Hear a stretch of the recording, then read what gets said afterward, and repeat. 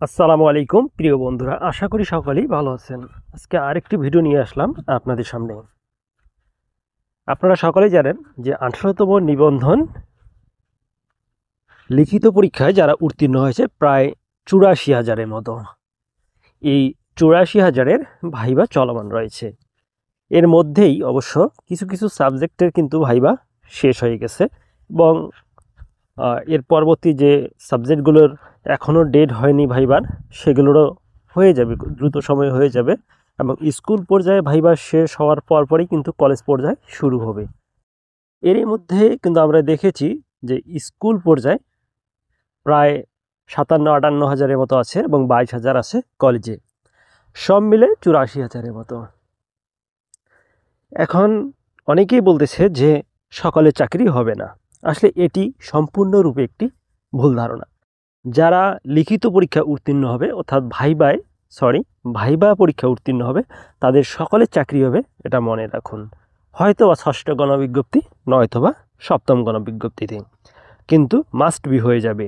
এবং ষষ্ঠ গণবিজ্ঞপ্তি যারা স্কুল পর্যায়ে রয়েছেন তাদের 100% চাকরি কিন্তু ষষ্ঠ গণবিজ্ঞপ্তিতে হয়ে যাবে, কারণ প্রচুর পরিমাণে শূন্যপদ রয়েছে। এখন পর্যন্ত যে শূন্যপদগুলো রয়েছে সেগুলো প্রায় 1,15,000 প্লাস হয়ে গেছে।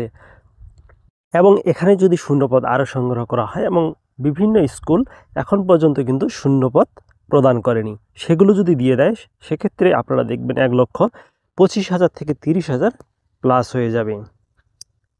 এখন আমরা আশাবাদী যে নেক্সট টাইম, অর্থাৎ 19তম নিবন্ধনের আগে আবারও শূন্যপদ প্রদান করবে সেগুলো স্কুল যেগুলো এখনও প্রদান করেনি।